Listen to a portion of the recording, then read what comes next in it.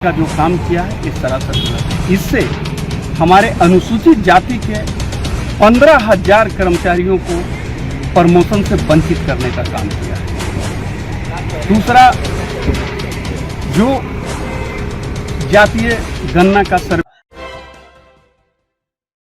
अंतर्राष्ट्रीय दुसाध महासंघ के लोगों ने राज्यपाल से मुलाकात की। वहीं राष्ट्रीय अनुसूचित जाति आयोग के पूर्व सदस्य योगेंद्र पासवान ने नीतीश सरकार के पदोन्नति के मामले पर ज्ञापन सौंपा। राष्ट्रीय अनुसूचित जाति आयोग के पूर्व सदस्य योगेंद्र पासवान ने कहा कि बिहार सरकार ने सर्वोच्च न्यायालय के आदेश की अवहेलना की है और पदोन्नति को लागू कर दिया गया है, जबकि इसमें सर्वोच्च न्यायालय ने इस मामले में आदेश को सुरक्षित रखा था और किसी भी तरह से पदोन्नति के मामले में कार्रवाई करने से बिहार सरकार को मना किया था। लेकिन बिहार सरकार ने सुप्रीम कोर्ट के आदेश की अवहेलना की है और पदोन्नति लागू किया है। इससे अनुसूचित जाति के 15,000 लोगों को आरक्षण से वंचित रहेंगे।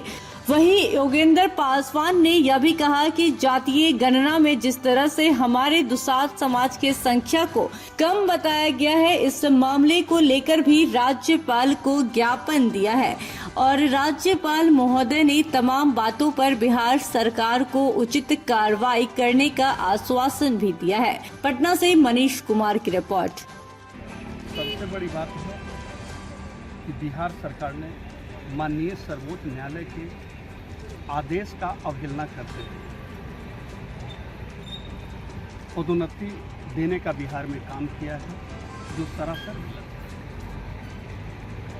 है। माननीय सर्वोच्च न्यायालय ने 15 अप्रैल 2019 को भी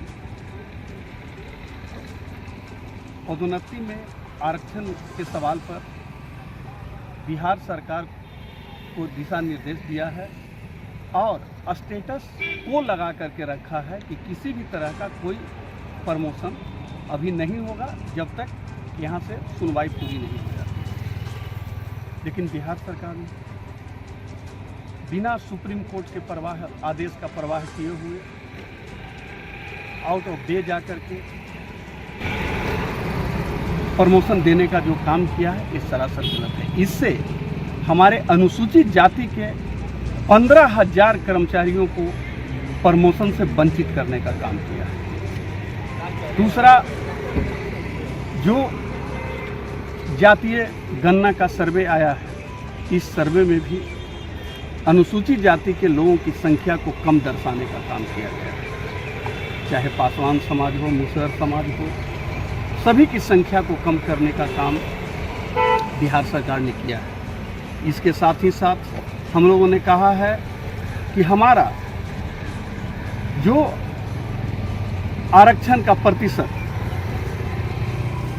22% जो दर्शाया है, इसको अविलंब आप लागू कीजिए। राज्यपाल ने क्या बोले? राज्यपाल ने हम लोगों की बातों को गंभीरता से उन्होंने सुना है और उन्होंने कहा कि हम इस पर अपने तरफ से कार्रवाई के लिए बिहार